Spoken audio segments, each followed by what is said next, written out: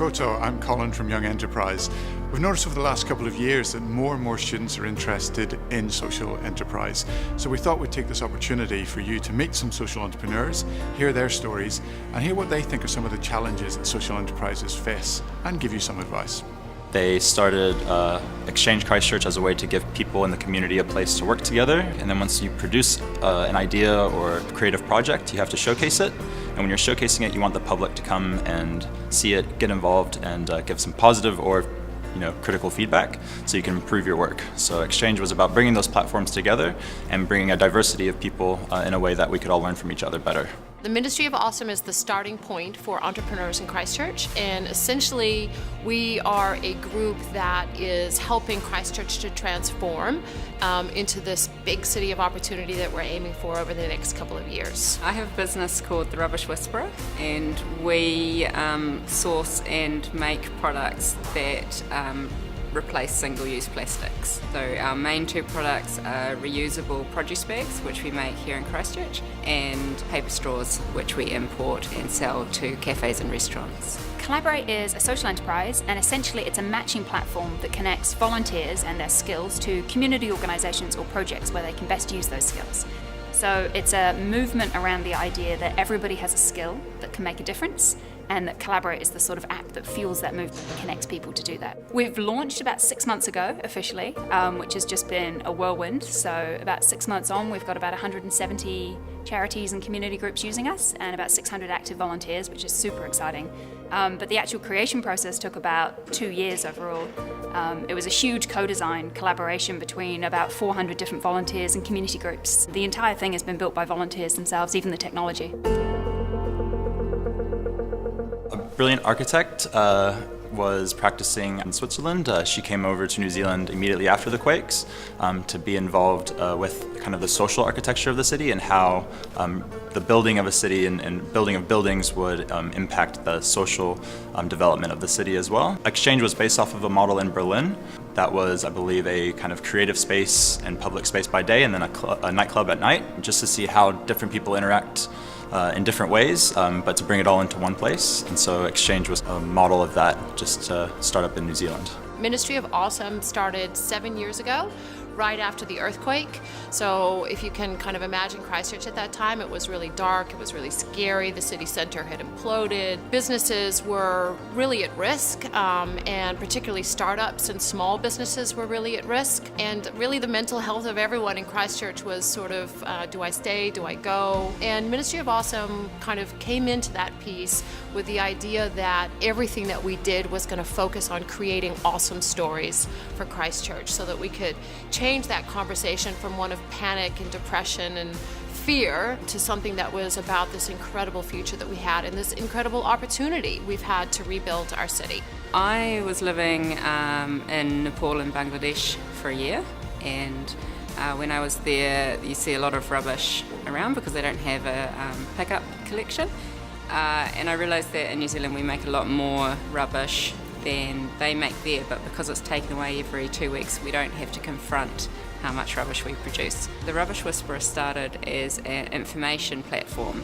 Then I discovered that it was more fun and easier to sell products than it is to sell information. So I moved into selling products that make it really easy for people to cut down on their plastic without having to change their lifestyle very much. Recycling is massively complicated. It's a hard thing to do, and it's a lot easier to stop producing that rubbish in the first place by switching out a product. Using a reusable produce bag instead of a plastic bag, using a compostable bamboo toothbrush instead of a plastic toothbrush. You don't have to change how you live. All you have to do is replace one product with another product, and you can make a really big positive environmental difference. For me personally, I was working for a refugee charity in the middle of the refugee crisis that just couldn't get enough volunteers, which seemed slightly crazy because everybody you met wanted to help in some way, was saying, okay, I want help, I've got some skills, I've got some time, but I just can't find a way to connect. Most of the young professionals or young people that we talked to couldn't find a way to actually use their skills. And about 90% of those that we spoke to said, I'd like to volunteer, but I currently don't. The volunteering centres are great, but they don't have the kind of thing I'm looking for, or it's a bit intimidating for me to go in there. So we just seemed to need an easier way to connect people. There were plenty of platform technologies taking off in every other sector, accommodation, dating, business, whatever, except the charity space. So we just thought if we could just take that technology and adapt it for our space, it would solve a lot of problems really simply. Probably the first challenge came across that we were all really passionate, we had this idea, but none of us knew how to code. But one of the awesome things that we've learned through this process, and it's a lot of collaborators about, that for just about any social good that you want to achieve, there's people with skills who want to connect in and help. It's just about making that connection or finding those people. We kind of use the Collaborate platform and the Collaborate community to crowdsource all of the knowledge and the ideas and the experience to make that happen. The other key thing with technology is that in the space we were working with charities, it's quite a traditional sector. So bringing in new technology can be a bit scary. A few people have tried in the past and things just fall over because it doesn't have the understanding of the people who are going to be using it. So we decided that was why we wanted to do this big co-design process and just make it really open and say anyone who wants to be a part of this, come on in with us, brainstorm, and just get out there working with people to build it together, because that's how you get technology that really works. We basically say if you can use Facebook, you can use Collaborate, and that's as simple as we want it to be.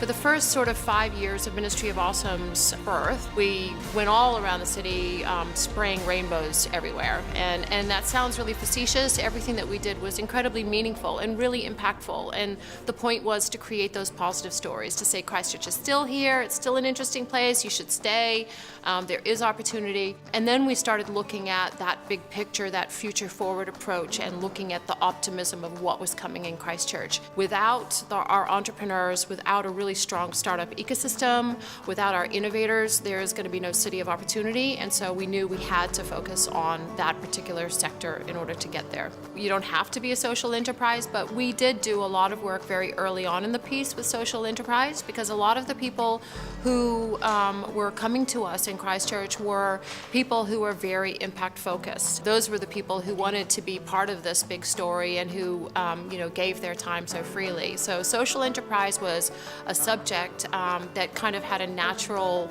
place within the Ministry of Awesome narrative. New Zealand doesn't have a legal structure for social enterprises, so we're kind of operating as a charitable trust, but also as a company, but hand in hand they worked really well together. As we are developing as a society and as a world, we are seeing the less of a need to continue to operate in the context in the way that we have been, and start operating in a way that's more meaningful to us, and we're capable of creating that now more than ever.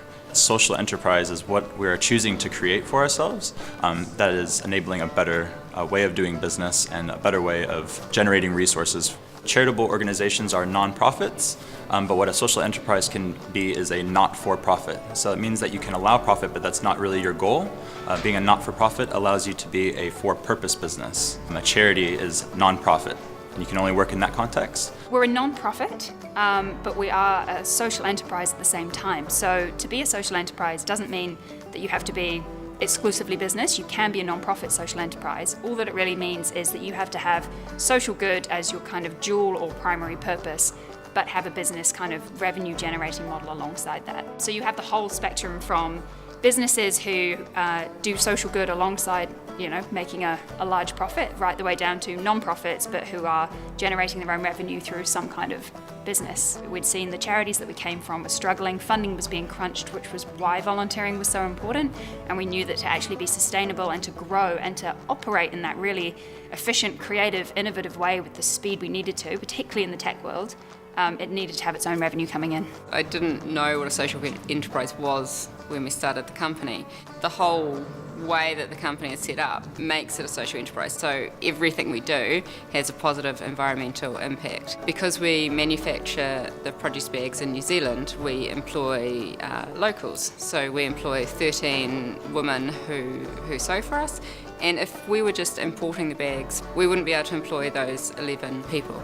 We pay our contractors and our employees the living wage because it's the right thing to do. We also donate 1% of sales to local community and environmental projects, basically a self-imposed tax to offset the negative environmental effects of just having a business, there's always going to be an environmental effect. And the reason it's sales and not profit is because you can easily greenwash profit. We could just not make the company could never make a profit, and then we would never have to donate anything.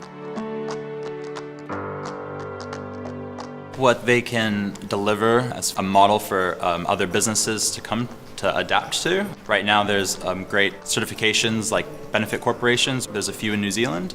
And I think those help get businesses that are already in the game to start thinking a little more socially and environmentally about their work, whereas social enterprises are often starting off on that foot. And they're saying, well, this is the problem that I want to solve, and this is how a business, if I was to create it, could solve it. And I think that gives us a lot of meaning in our life. I think that promotes our well-being and our mental health. And then we also get to learn from other projects around the world, or maybe be a model for other people around the world to learn from. Social enterprise is basically about creating a sustainable business that has positive impact.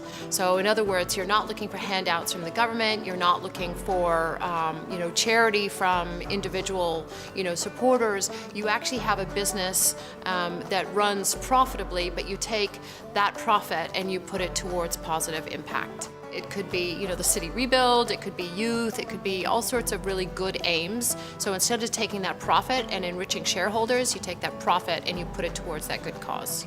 For us, social enterprise is really important because we think it's just the way, A, that the charity sector is going, and B, that the business world is going. I think eventually you're not going to get this distinction between social enterprises and normal business. The millennial kind of mindset is changing about what we expect from a business. So we wanted to tap into that, create a platform for people to connect, and actually through Collaborate, we're helping social enterprises as well as non-profits connect into those skills and start change projects of their own.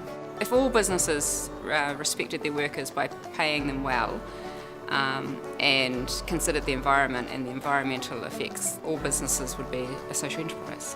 If businesses in New Zealand are social enterprises, then we have more jobs in the country, we have more money going into the local economy, we have more people concerned about the environment and looking after the environment by giving back, and New Zealand would be a better place. If your company is making a profit, then how much money do the shareholders in your company really need? Like, do they need to be earning, or the directors, do they need to be earning $300,000 a year, or could they earn $250,000, and then you've got $50,000? I'm from the States, and it seems like business there is just one way business as usual, and that wasn't very fulfilling for me, which is why I came to New Zealand. And it seems like New Zealand is constantly recreating what that could look like, what the future of work deserves to be, and a lot of that starts with the well-being of people and the family and their ability to produce something important for the people around them. I think it's especially important in Christchurch because we have more opportunities here to create it, and also the need for our work to be going into something more meaningful is the best way I can see to combat a lot of the negative effects that the city has been faced with. Connecting with projects like Rekindle, or me personally with the Exchange and Cultivate, and seeing how businesses are growing as they're providing resources. We're creating the solutions that certain problems in the city, and we're just integrating business as a way to solve those problems and to create something more sustainable for the future. I see a lot of opportunity for people who want to be entrepreneurs and want to be businesses, or to start businesses, to find themselves proud of what it is they create for themselves, but also what they create for the community around them. And New Zealand, I think, is such a beautiful place that this is becoming a bit of a hub for the rest of the world to look and to see how we're doing it. That excites me more than anything. I mean, I'm happy to be here and part of it, but I've seen how other countries now look to New Zealand to some of the answers, because we're creating that here, and we have, I guess, a young enough infrastructure here to build on. So I invite everyone to come in and build it with me, and build it with all of us, yeah. I think it's really important to have social enterprises sort of right across the country, and people realizing that social enterprise is something that they can be a part of. It is an opportunity for anyone to take an idea and turn that into a functioning, thriving sort of lifestyle. Often what we're seeing in the social enterprise community is there's a lot of people who've just said, if that opportunity doesn't exist, the opportunity to make a living and do what I'm most passionate about and create that change in the world, then I'm just going to create it. And social enterprise gives you both sides that you need to do that. The revenue stream to survive alongside the ability to actually make that change in the world. In some ways, there's really unique opportunities in different parts of the country that you couldn't do in some of these big cities. These really connected communities are just fantastic to work in. And the community sector is just jumping in behind, and people are saying, this person can get involved, this person could use volunteers, and yeah, it's great fun. Christchurch seems to be really good at supporting new businesses. All ranges of businesses can be social enterprises. For example, my business as accountants is a social enterprise business. And you might think, how could you be a social enterprise and an accountant? They use their accounting skills to support other social enterprises. And a social enterprise does good things while making a profit.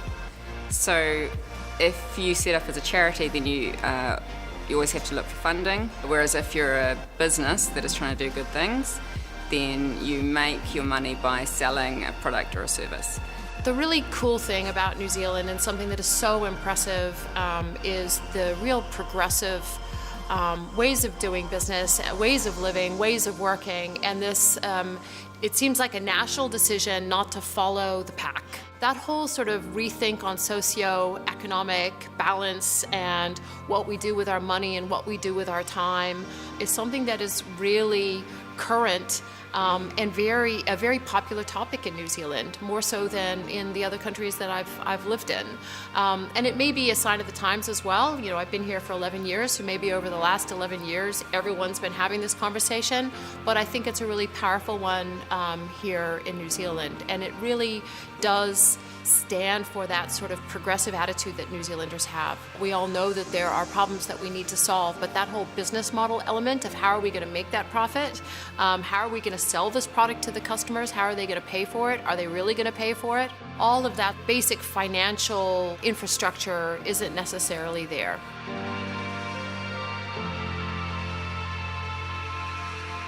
Find what it is that really bothers you, because I think that we're becoming into a place where we're acting a lot more on how we feel, and then find the other people around you who seem to be moved in that same way. One of the opportunities with this is to go from the old business model where businesses compete with each other to actually now we're creating something better together, and it's much more cooperative and collaborative. So looking back, I would say if I came to Christchurch when I first came here, or when I first came to New Zealand, I would have found like-minded people. And I would have seen and looked for ways to work with them to support their idea, and then ask for their support with mine. And then if you build it together, it'll be much stronger. There's a great proverb that says, alone you'll go fast, but together you'll go far. And I have witnessed that firsthand, and I encourage everyone to think about that. When you really have this belief that you have a bigger ambition, that you have a greater cause, that's going to keep you getting up. It's going to keep you, rising above. It's going to keep you fighting the waves all the way through, and that's fantastic. That puts you ahead of potentially for-profit enterprises. But regardless, you still need to start with the basics, and I think there's nothing better than good old lean startup methodology for that. So you've got your purpose, your vision, you've got your goals. Go out and make sure that you're talking to people who don't know you, who don't love you, and get that customer validation absolutely nailed down. And then take that and create what you think is the smallest possible version of what you've got. For example, if you're going to be doing like Ben from Felder Lunchbox, if you were to use his business model, I suppose the best piece of customer validation he would have gotten was, Colin, will you buy a $10 sandwich in return for me making 2 sandwiches for hungry school kids? How much will you pay for it? Really, will you? Okay, here's the sandwich. Can I have $10? And then once you've done that validation off that minimum viable product, then you can take it and grow from there. Everybody has a skill that can make a difference. Community is at the heart of everything, and doing good should be simple and fun. Use everybody's unique skills and value those. Don't force people to do things that they aren't good at. Just look out there and see who's out there, who's passionate about that thing, and bring them into your team. If you're building or designing something new, talk to the people who are going to use it, because bringing them in on that process gets them really excited on that journey with you. And by the time you launch a business, you've got your crowd, you've got the people using and buying that thing. You've built something direct to their needs, and it's just going to make their lives better. Say yes to ideas, say yes to social enterprise, say yes. Say yes to awesome, say yes to social enterprise, say yes. Say yes to curiosity, say yes to social enterprise, say yes. Say yes to collaboration, say yes to social enterprise, say yes.